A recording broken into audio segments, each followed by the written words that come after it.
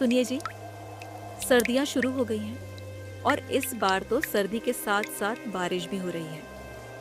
घर की छत का तो आप जानते ही हैं ना, पानी आता है। हाँ भाग्यवान, इस बार ठंडी कुछ ज़्यादा ही पड़ने वाली है, क्योंकि गांव के चौपाल पर लोग बोल रहे थे कि इस बार सर्दी के साथ साथ भयंकर बारिश भी होने वाली है। अजी, ऐसा हुआ तो हमारा क्या होगा? छत के साथ साथ घर की खिड़कियां भी टूटी हुई है, ठंडी हवा सीधी अंदर आती है। आप कुछ कीजिए ना। हाँ सरला, मैं कुछ करता हूँ। मालिक के पास जाकर देखता हूँ, वे अगर कुछ मदद करेंगे तो मैं घर की छत और खिड़कियाँ ठीक करवा दूंगा। ठीक है?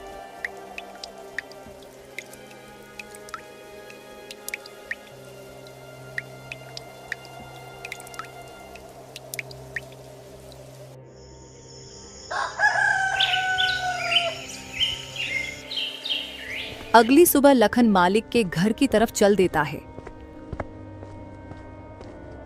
लखन का मालिक, जो स्वभाव से बहुत ही कठोर और निर्दयी था, अलाव के पास खड़ा अपने नौकरों पर चिल्ला रहा था। लखन अपने मालिक के पास जाता है और उनसे कहता है, मालिक, ठंडी का मौसम आ चुका है। कल तो हल्की हल्की बूंदाबांदी भी हो रही थी और मेरे घर की छत और खिड़कियां टूटी हैं, जिससे कि घर में पानी और हवा आती है। और अगर मैंने जल्दी से उसे ठीक नहीं करवाया तो ठंडी में हम लोगों को बहुत दिक्कत हो जाएगी। मैं और मेरी पत्नी तो किसी तरह दिन काट लेंगे, लेकिन मेरी एक छोटी सी बेटी है, वह इतनी ठंडी में उस टूटे फूटे घर में नहीं रह पाएगी।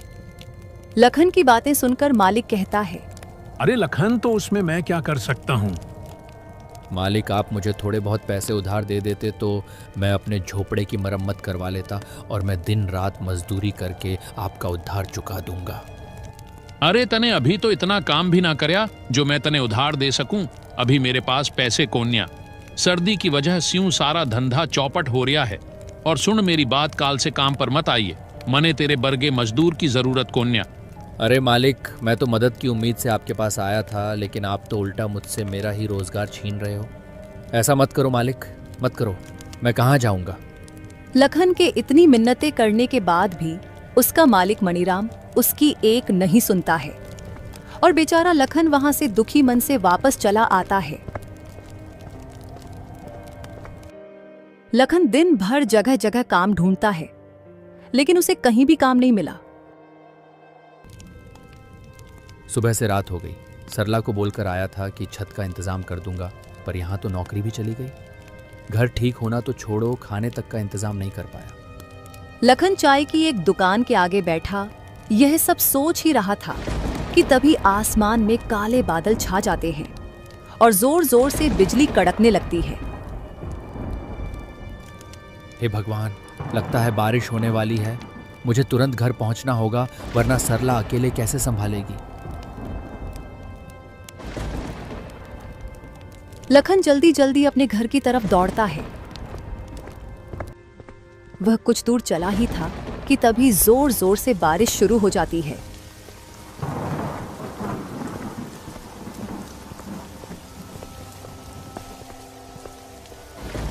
हे ऊपर वाले, ये कैसी परीक्षा ले रहे हो? पहले क्या आपको हमारे दुख कम लग रहे थे, जो ऊपर से ये बेमौसम की बारिश और शुरू कर दी?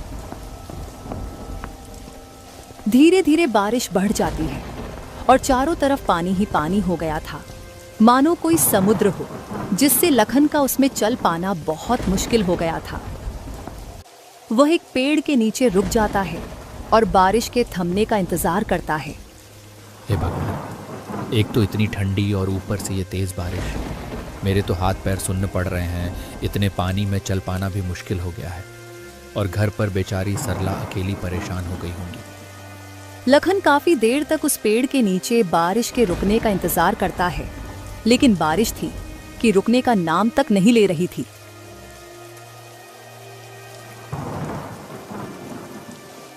चल लखन, इस बारिश का कोई भरोसा नहीं, ये रुके या ना भी रुके। इतना कहकर लखन उस तेज बारिश में घर के लिए चल पड़ता है। जहां तक लखन की नजर जा रही थी, सब और पानी ही पानी था। छोटी छोटी झोपड़ियां तो पानी में ढहकर बह गई थी। यह देखकर लखन को अपने घर की चिंता होने लगती है बेचारा लखन जैसे तैसे करके अपने घर तो पहुंच जाता है, लेकिन जो वह देखता है उसके होश उड़ जाते हैं, क्योंकि घर में पानी भरा हुआ था और आधी आधी दीवार तक पानी पहुंच गया था। सरला, तुम ठीक हो ना? मुन्नी ठीक है ना? हाँ, हम दोनों ठीक है।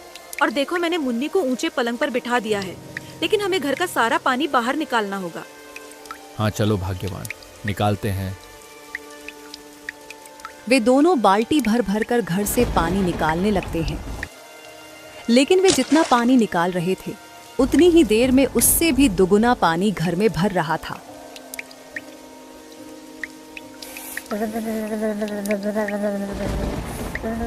माँ, बापू, ये पानी तो बढ़ता ही जा रहा है। मुझे बहुत डर लग रहा है। अरे मुन्नी, मेरी बच्ची, तुम डरो मत, सब ठीक हो जाएगा। सरला अपनी बेटी को दिलासा दिलाती है, और वे बेचारे इस समय कर ही क्या सकते थे।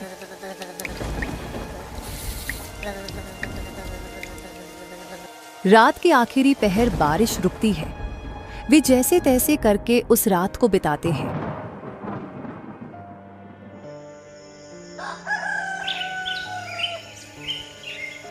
अगली सुबह लखन कुछ लकड़ियां और खाने पीने का इंतजाम करता है, क्योंकि रात वाली बारिश में उनके राशन का सारा सामान बह गया था। उन लकड़ियों से लखन अलाव जलाता है तो उन्हें ठंड से थोड़ी बहुत राहत मिलती है। ये बारिश का सिलसिला यूं ही कुछ दिन तक जारी रहता है। रोज रोज सरला और लखन को घर का पानी निकालना पड़ता। एक दिन वो सब घर के बाहर खड़े थे। अजी, ऐसे कब तक चलेगा?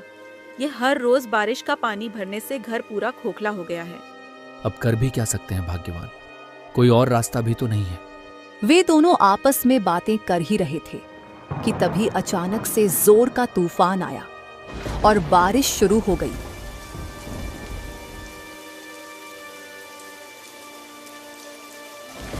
देखते ही देखते लखन का सारा घर बारिश में पूरी तरह ढह गया। हे भगवान, ये क्या हो गया? हमारी आखिरी उम्मीद भी खत्म हो गई, हमारा घर ही टूट गया। अजी, शुक्र मनाओ कि घर ही टूटा है। मुन्नी और हम दोनों बाहर ही हैं। अगर हम लोग अंदर होते तो सोचो क्या होता। हाँ भाग्यवान, तुम ठीक कह रही हो। भगवान का लाख लाख शुक्र है, कुछ अनहोनी नहीं हुई। पर अब ऐसे में हम मुन्नी को लेकर कहाँ जाएंगे? इतनी ठंड और बारिश में भीगकर हम सब बीमार हो जाएंगे। अजी, अभी तो आज रात कहीं सर छुपाने की जगह मिल जाए, वही काफी है। कल का कल देखेंगे। हाँ, वो हमारे पड़ोसी है ना, मंगतू भैया, आपके जिगरी दोस्त, उन्हीं के यहाँ चलते हैं। हाँ, तुम सही कह रही हो भाग्यवान। मंगतू हमारी मदद जरूर करेगा, दोस्ती किस काम आएगी आखिर।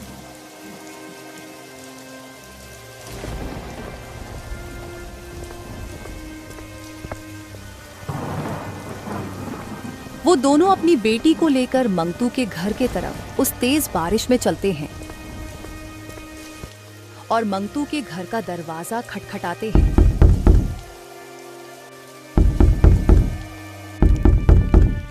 अरे भाई, इतनी तेज बारिश में इतनी रात को कौन दरवाजा बजा रहा है?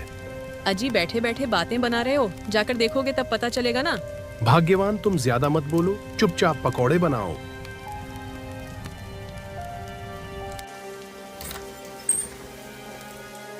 अरे लखन, तू पूरे परिवार के साथ इस समय यहाँ? सब ठीक तो है ना? अरे कुछ ठीक नहीं है मंगतू भाई। तेज बरसात की वजह से हमारा घर ढह गया है, सड़क पर आ गए हैं हम लोग। बीबी बच्चों को लेकर कहाँ जाता, इसलिए यहाँ आ गया। आज की रात क्या हम तेरे घर में रुक सकते हैं? देख भाई लखन, दोस्ती यारी अपनी जगह ठीक है, मैं तुझे रख भी लूं, पर तेरी भाभी कभी नहीं मानेगी। और वैसे पूरा परिवार एक साथ माफ करना भाई, मैं नहीं रख सकता। तू कैसी बात कर रहा है मंगतू? मैंने भी हमेशा तेरे अच्छे बुरे वक्त में तेरा साथ दिया है, और आज जब मुझ पर मुसीबत आई तो तू मुंह फेर रहा है। ऐसा मत कर मेरे भाई, एक ही रात की तो बात है, मेरी बच्ची बीमार हो जाएगी। सब समझता हूँ लखन, पर मैं नहीं रख सकता। अभी तुम कोई और जगह तलाश कर लो। लखन कुछ और बोल पाता, उससे पहले ही मंगतू ने उसके मुंह पे दरवाजा बंद कर दिया। ये लो जी, पकोड़े खाओ। कौन था दरवाजे पर? अरे भाग्यवान, वो लखन और उसका पूरा परिवार था। उसका घर टूट गया है, इसलिए यहाँ रुकने को आया था। मैंने बाहर का रास्ता दिखा दिया।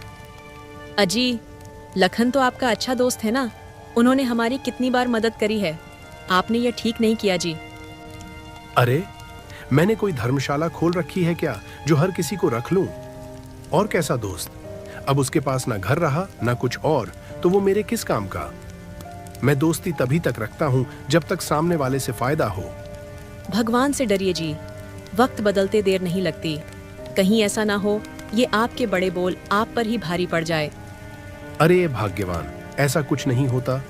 ये लो पकौड़े खाओ, बड़े ही स्वादिष्ट बने हैं। उधर मंगतू बरसात के मजे ले रहा था तो वही लखन का परिवार तेज बारिश में बीच सड़क पर भीग रहा था। अजी, आप तो मेरा दोस्त कह के जान लुटाते थे ना, और उसने तो हमें एक रात घर में रुकने तक नहीं दिया।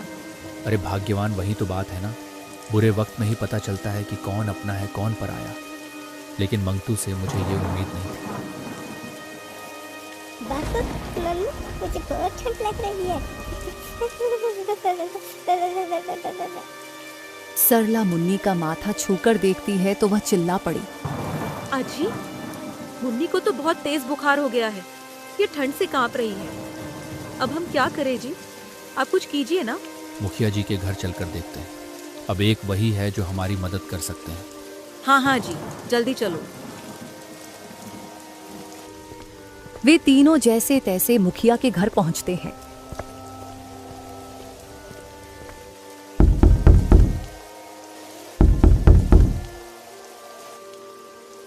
हाँ भाई, लखनऊआ बोल का हुआ? कैसे आना हुआ? इतनी रात में काहे कुंडी बजावत है? मुखिया जी, वो बारिश से मेरा पूरा घर टूट गया। मैं बेघर हो गया हूँ, मेरी मदद करो। आज रात अपने घर में ठहरने दो। क्यों भाई, मैंने तुम लोगों का ठेका ले रखा है क्या? पता नहीं तुम लोग कहाँ से चले आते हो मुंह उठाकर। मुखिया जी, आप गांव के कर्ता धर्ता है। अगर बुरे समय में आप ही हमारी मदद नहीं करेंगे तो और कौन करेगा भला? अरे मुखिया हूं तो क्या हुआ? मेरी हवेली कोई धर्मशाला थोड़ी है।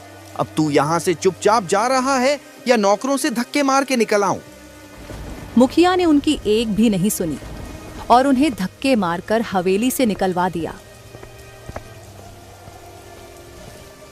रात भर वो कभी किसी रिश्तेदार का तो कभी दोस्त के घर का दरवाजा खटखटाते रहे, पर किसी ने भी उनकी मदद नहीं की।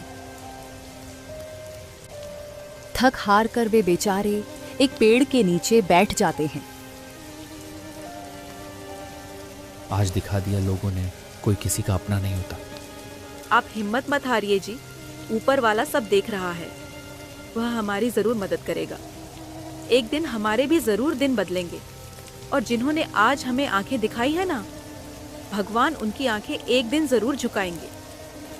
वे रात भर ऐसे ही बारिश में भीगते भीगते अपनी किस्मत को रोते रहे।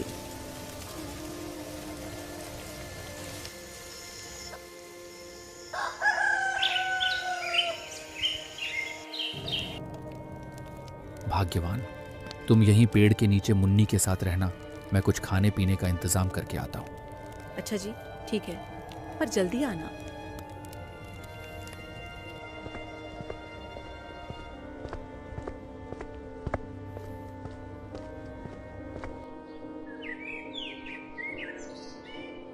शाम होने से पहले लखन अलाव जलाने के लिए लकड़ी, खाने पीने का सामान और मुन्नी की दवाई का इंतजाम करके आ जाता है। अब बारिश भी नहीं थी तो वह लोग आराम से उस पेड़ के नीचे ही रहने लगे।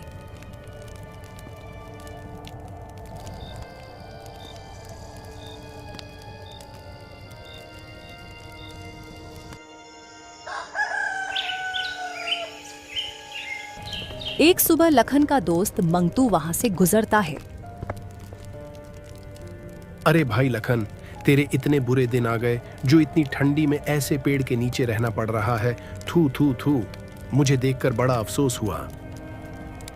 बस मंगतू भाई, वक्त वक्त की बात है। आज तुम्हारा समय है, तुम हम पर हंस लो। कभी ऊपर वाला हमारा भी समय लाएगा। अरे सड़क पर आ गए हो फिर भी इतना घमंड? ऐसा क्या हाथ लग गया तुम्हारे? चलो कोई ना, तुम ऐसे में ही खुश रहो। मंगतू उनका मजाक बनाकर चला जाता है, जिससे लखन और सरला की आंखों में आंसू आ जाते हैं। भाग्यवान, तुम इसकी बात को दिल पर मत लेना। चलो ठीक है, तुम खुद का और मुन्नी का ख्याल रखना। मैं कोई काम देख कर आता हूँ। लखन काम की तलाश में वहां से चल पड़ता है और वह गांव में बहुत जगह काम के बारे में पता करता है, लेकिन उसे कोई काम नहीं मिला। सरला और मुन्नी मेरा इंतजार कर रहे होंगे, मुझे जल्द ही वापस लौटना चाहिए।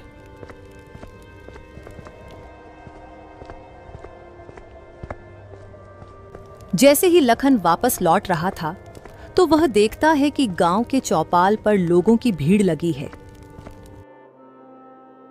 अरे भाई, क्या बात है?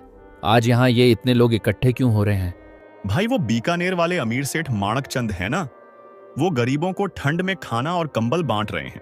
जाओ जाओ, तुम भी ले लो। ये सुनकर तो लखन के शरीर में जैसे नई जान आ जाती है।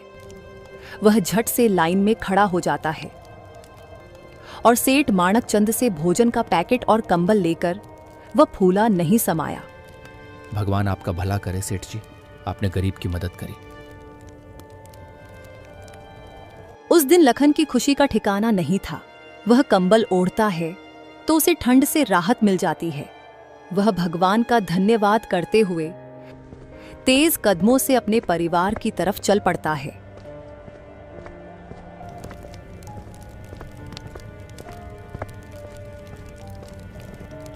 अजी, आ गए आप? और ये नया कंबल कहाँ से ले आए आज? अरे भाग्यवान, वो बीकानेर वाले अमीर सेठ माणक चंद है ना, वे गांव में जरूरतमंदों को कंबल और खाने का सामान बांट रहे थे, तो मैंने भी वहां से ले लिया। हाँ बापू, सही किया आपने। अब आपको भी ठंड नहीं लगेगी। हाँ जी, मुन्नी बिल्कुल सही कह रही है। आपको इस ठंडी में इस कंबल से कुछ तो राहत मिलेगी। लखन और सरला आपस में यह सब बातें कर ही रहे थे कि तभी उनके पास एक बूढ़ा आदमी आता है। अरे बेटा, मैं 2 दिन से भूखा हूँ। मैंने कुछ नहीं खाया है। कुछ खाने को मिलेगा? हाँ हाँ, क्यों नहीं बाबा, आओ बैठो। लखन को जो सेठ से थोड़ा बहुत खाना मिला था, वह अपनी और अपने परिवार की परवाह किए बिना उस बूढ़े आदमी को दे देता है।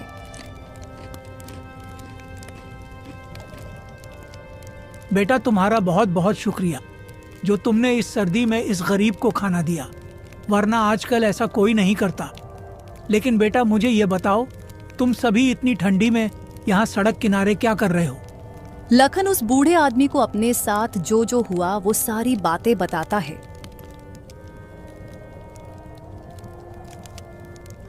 अरे बेटा, तुम्हारे साथ तो बहुत बुरा हुआ। माफ करना, मैंने तो तुम्हारा सारा खाना भी खा लिया। अब इतनी ठंडी में तुम लोग क्या खाओगे? अरे बाबा जी, कोई बात नहीं, मदद करना तो हमारा कर्तव्य है। अरे बेटा, मैंने आज तक तुम जैसा निस्वार्थी आदमी नहीं देखा। तुमने अपनी और अपने परिवार की परवाह किए बिना मुझे भोजन दिया। मेरे पास तुमको देने के लिए ज्यादा कुछ तो नहीं है। इतना कहकर वह बूढ़ा आदमी अपनी झोली में से एक पोटली निकालकर लखन को देते हुए कहता है, बेटा, तुम दिल के बहुत अच्छे हो। ये लो मेरी तरफ से एक छोटी सी भेंट, और इस गरीब का तुम्हें आशीर्वाद है। तुम जिस चीज को भी छू लोगे वह लोहे से भी मजबूत हो जाएगी। इतना कहकर वह बूढ़ा आदमी वहां से चला जाता है।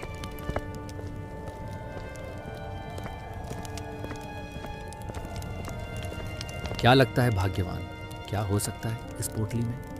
अजी, वो बूढ़े बाबा तो बहुत ही गरीब लग रहे थे देखने में। वो भला हमें क्या ही दे सकते हैं? खोलकर देखते हैं, तभी पता चलेगा। फिर लखन और सरला उस घड़े को खोलकर देखते हैं तो उसमें बहुत सारे सोने के सिक्के थे। लखन और सरला की खुशी का तो कोई ठिकाना नहीं था। अरे बाप रे, इतने सारे सोने के सिक्के! हाँ सरला, मुझे तो लगता है वह बूढ़े बाबा कोई साधारण इंसान नहीं थे। हाँ जी, सही कहा आपने। लगता है भगवान ने हमारी सुन ली। अब उनके दुख के दिन समाप्त होने वाले थे।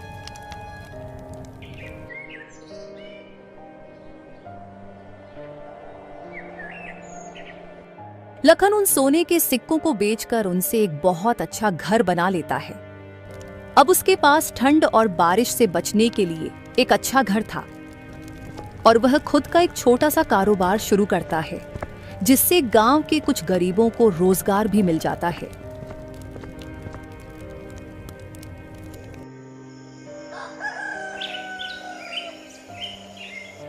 कुछ दिन बीत जाते हैं। वो कहते हैं ना, समय बदलते देर नहीं लगती। एक दिन अचानक आसमान में काले बादल छा जाते हैं और हवाओं के साथ जोर जोर से बिजली कड़कने लगती है और देखते ही देखते भयंकर बारिश शुरू हो जाती है।